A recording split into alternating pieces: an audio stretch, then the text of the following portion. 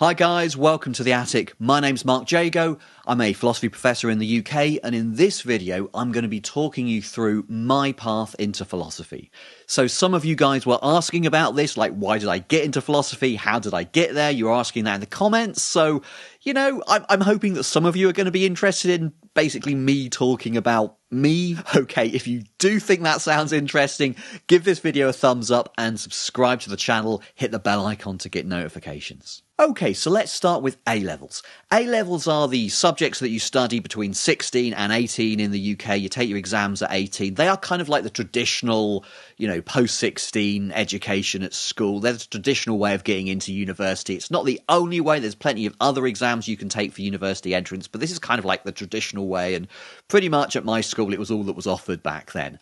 And back then, this is like the late 90s, you pretty much had to choose between arts and science. Like you could do maths and science, or you could do languages and English and the fun stuff. But it was like, you've got to choose. And I kind of wanted to do both, but they were like, no, you can't do both. So I plumped for maths and sciences, because even though I really loved studying English and drama, maths is what I felt I was best at. So I started off my A-levels doing maths, physics, further maths, and chemistry. Okay, so 4. Typically you do 3 or 4 A-levels. Most university entry requirements are based around 3 A-levels. I started off doing 4 thinking, I can always drop one. Little did I know what was going to happen.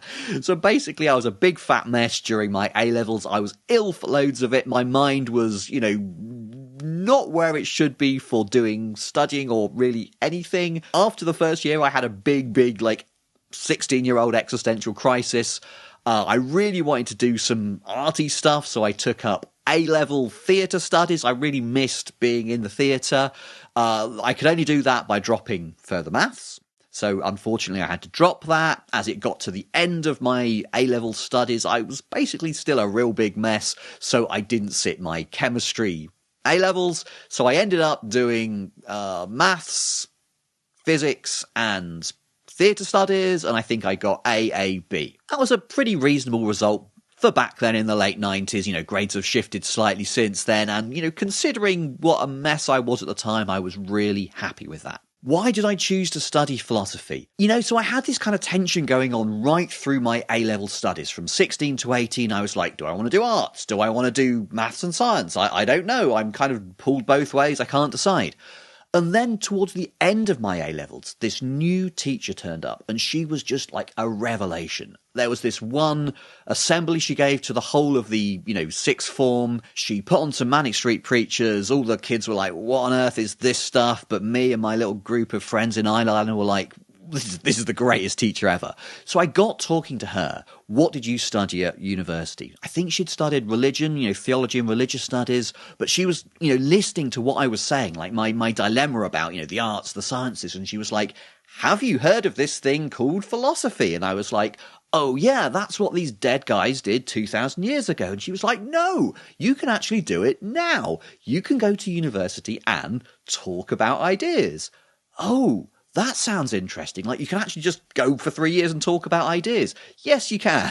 So I was like, okay, I know nothing about this. I went to the library and got a book out. It seemed all right. I was like, yep, that sounds good. I put philosophy on my UCAS application. Choosing a university. So I studied undergrad at Nottingham, University of Nottingham. Why did I choose it? Well, I didn't really have any particularly great reasons. I went around all the open days. Loads of universities seemed kind of the same. I looked at all the prospectuses. A lot of them seemed kind of the same.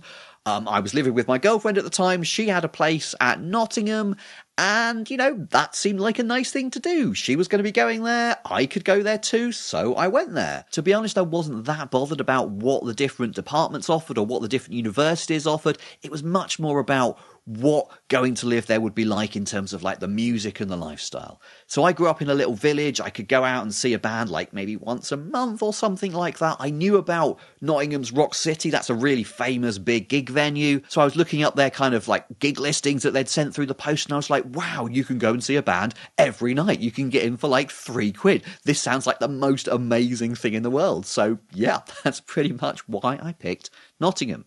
I think I was lucky. I think it was a good choice. although I didn't maybe make it for the best of academic reasons. University admissions. How did I get admitted to university? Well, this is basically another story of like almost complete catastrophe.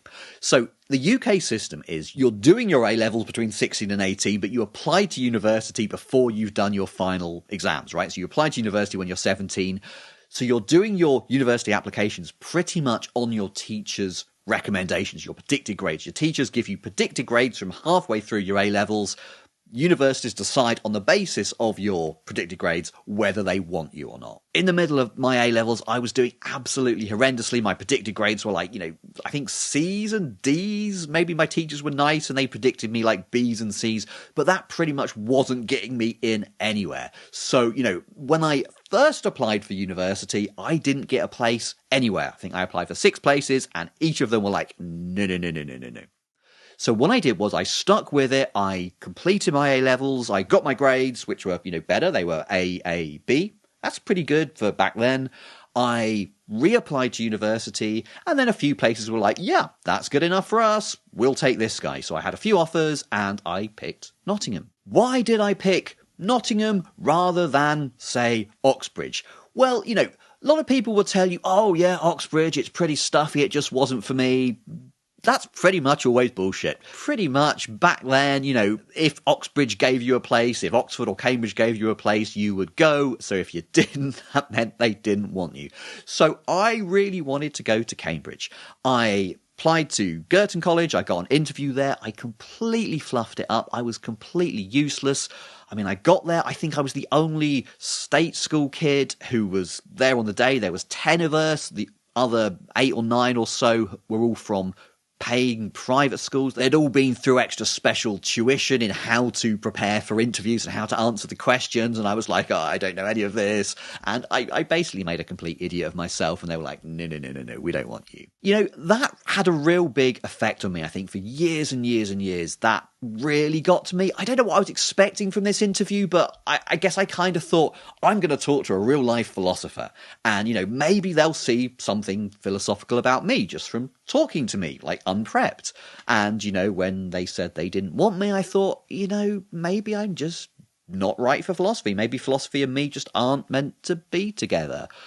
I think that happens to a lot of people, actually. So I guess reflecting on it, it's like, it still kind of hurts that they didn't want me. They didn't think I was good enough, or that I messed it up when it counted. But, I think the real problem here is not with wanting to go there and not getting there. The problem is the idea that in the UK we have this, this huge expectation that really academia is all about Oxford and Cambridge, right? If you go there, wow, you're a genius. And if you don't go there, you're basically a reject. That was the phrase that always went round. Oh, you're an Oxford reject. You're a Cambridge reject. That stuff is so harmful. Maybe it would have been better studying there. Maybe not. A lot of people go there and have a bad experience. The real thing that got to me was not the fact of rejection, but the fact that people talked about it like it was so important, okay? So what I think I want to say to you guys is, if you're applying in the UK and you want to go there, fine, apply. But it's no big deal. Go to the university that you think is going to be the best one for you, the best place to live, the best place to study, somewhere that you're going to be happy. If you don't go to Oxford, if you don't go to Cambridge, if you don't go to one of those big fancy universities, but you go somewhere and you're really happy there, that's the important thing. Well, that was a lot about me, wasn't it? Thank you for listening this far. I really appreciate it. If you have enjoyed this video, if you found it useful, give it a thumbs up. That really helps me out with getting it found on YouTube. If you haven't already, subscribe to the channel and hit the bell icon to get notifications. I'm going to be doing more videos like this on university study, on PhD study, so it will be really great to see you back here soon. If you've got any questions, any comments, leave me a comment down below. I try to reply to all of them and I really enjoy reading them. Thanks again for watching, and I'll see you back here soon.